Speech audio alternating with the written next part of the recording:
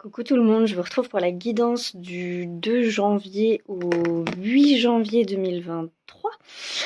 On est le 3 en l'occurrence parce que j'aime bien commencer mes semaines le mardi, hein. Voilà, je vais poster ma présentation tout à l'heure sur les réseaux et j'ai oublié de préciser que j'aimais pas trop les règles. Donc voilà, on est des foufous, on réorganise la semaine. Alors la carte de la semaine, du coup, j'ai utilisé l'oracle de Kuan Yin et c'est toujours la carte Yangtze Jiang, fleuve sacré. Donc on retrouve la continuité de la dernière semaine de décembre. Là, ce qui est le plus à retenir vraiment pour moi, c'est cette notion de fleuve. Parce que cette carte, elle parle du changement perpétuel, d'un mouvement, mais d'un mouvement subtil. Et c'est vraiment l'énergie qui va accompagner le début du mois de janvier. La dernière fois, dans la dernière vidéo, je parlais du vin. Si mes souvenirs sont bons, j'avais pas du tout regardé niveau astro ce qui se passait. En l'occurrence, on a Mercure rétrograde, donc je comprends mieux pourquoi je sentais un mouvement un peu plus vif après le 20 janvier. Enfin, ça plutôt 18 d'ailleurs que 20, mais voilà.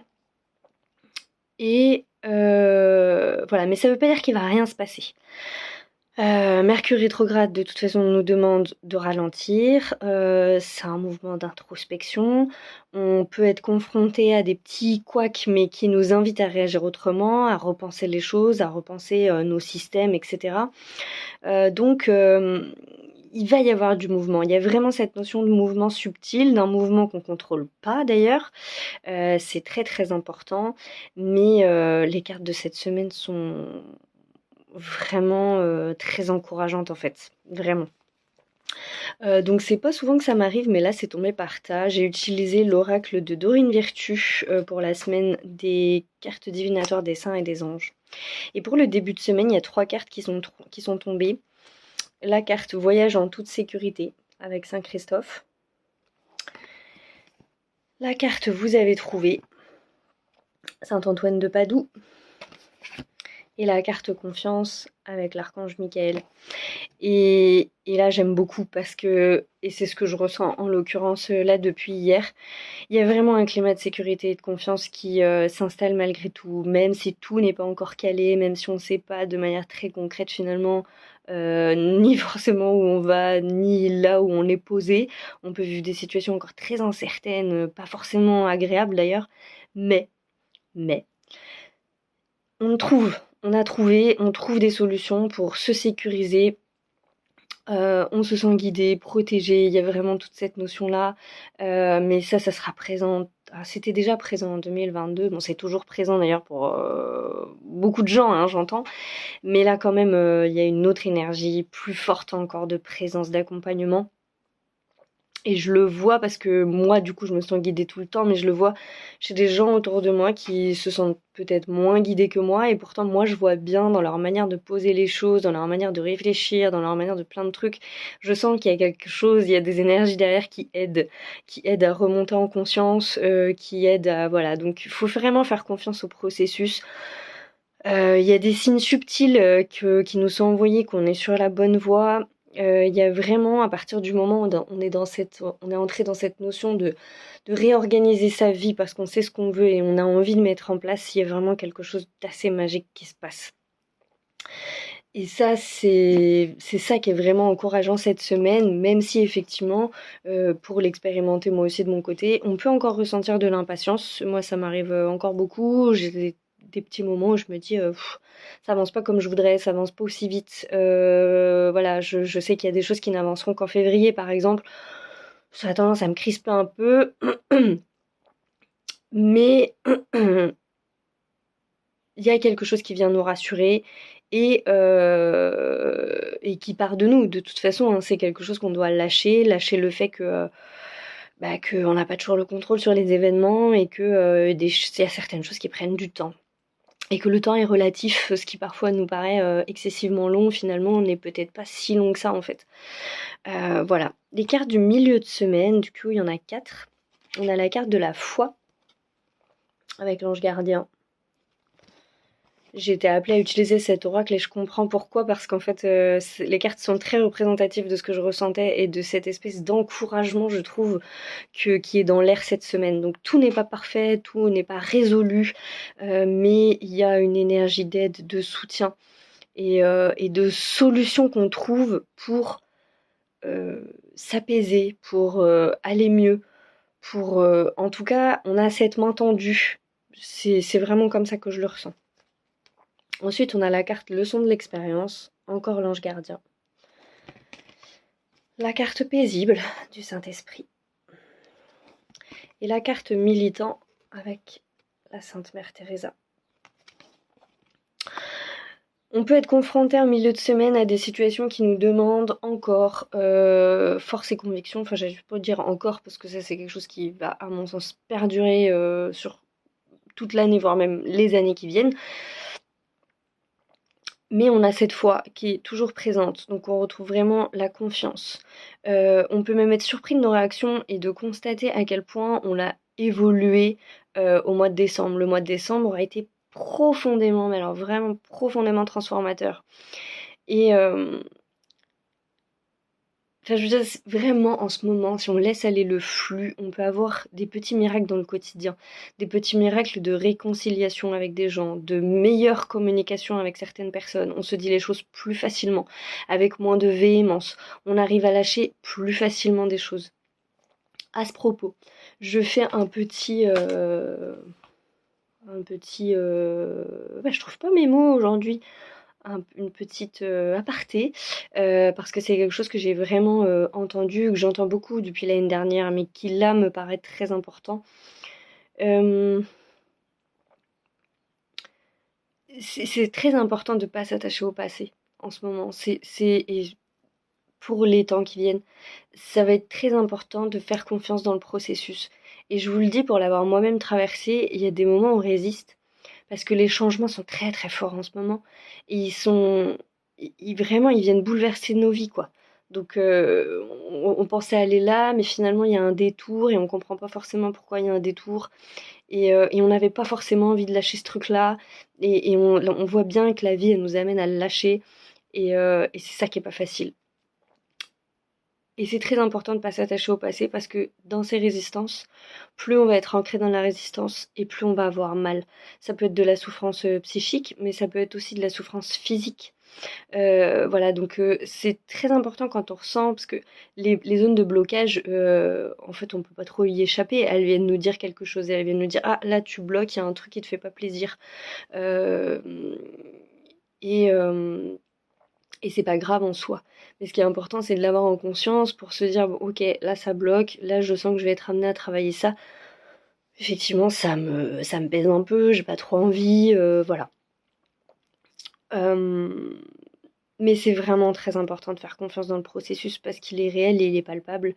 Il suffit franchement de le voir et d'avoir envie d'ouvrir les yeux. Et encore une fois, c'est pas une question d'éveil, parce que moi je le constate chez des gens qui ont une toute autre spiritualité que la mienne, en fait, hein, tout simplement. C'est pas une question d'éveil ou de voir les choses. C'est une question d'accepter la transformation, en fait. Donc voilà, et pour la fin de semaine, du coup, on a la carte Sage Décision, donc avec plusieurs cartes de l'ange gardien. Donc encore une fois, on retrouve vraiment cette notion de protection là qui vient nous dire ouh, on est là et on vous aide, on est là, on vous soutient. Et là, sur cette fin de semaine, on a l'application de notre sagesse dans la matière. Il y a vraiment, je crois que cette semaine, en fait, ce qui est important, c'est en fin de semaine, de bien regarder à quel point on aura été transformé et à quel point on a appris et à quel point on a compris de nos expériences, et surtout de novembre-décembre. Je crois vraiment de cette fin d'année 2022 qui a été profondément enseignante sur beaucoup, beaucoup, beaucoup de choses. Donc c'est vraiment important de le noter. On continue de prendre des décisions pour nous, de remettre de l'ordre. Ça devient de plus en plus facile de lâcher quand on a vraiment accepté le processus complet.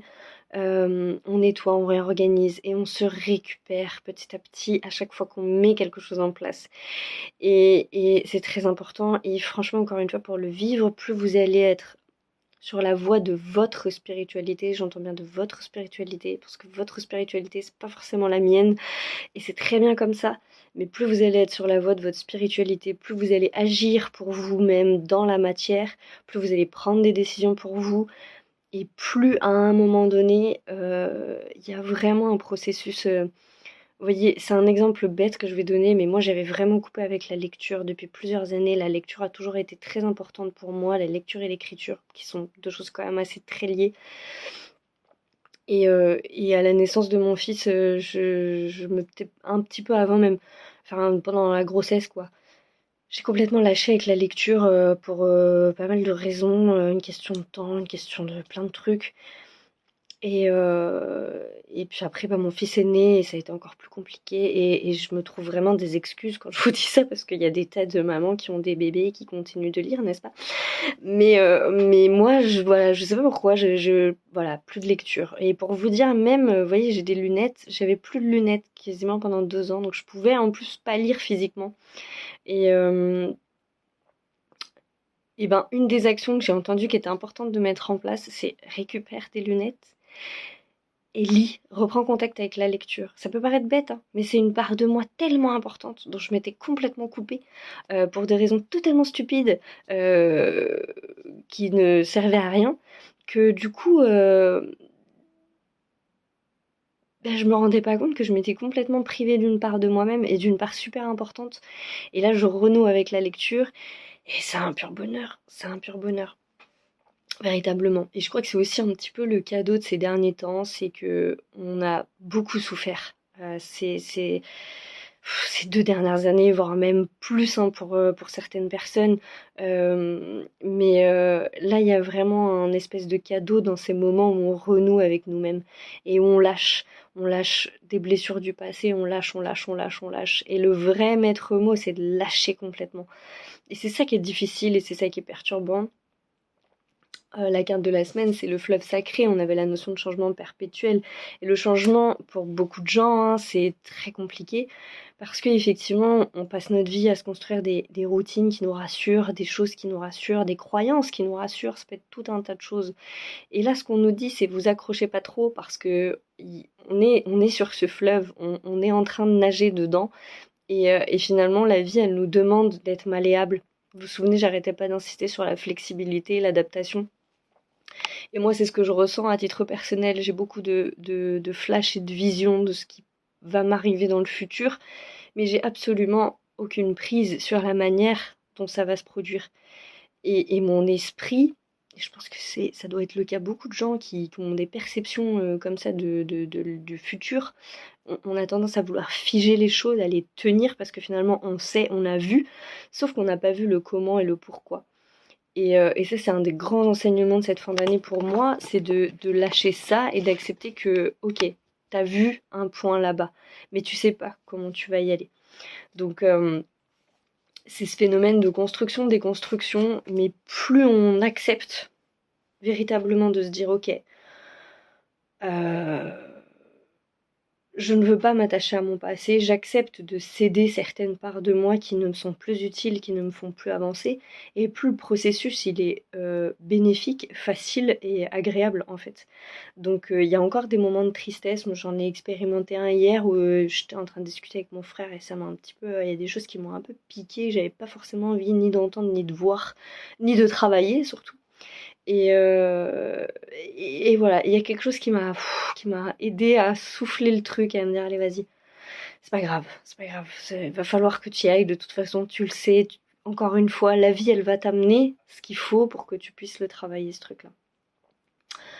Donc voilà, je vous souhaite une excellente semaine, c'est une belle semaine, franchement, je trouve, les énergies de 2023 sont très fortes et très belles, très en amour de nous-mêmes, vraiment beaucoup plus palpable dans la matière que ce qu'on a pu avoir par le passé.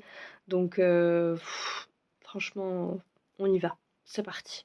Voilà, excellente semaine et prenez soin de vous.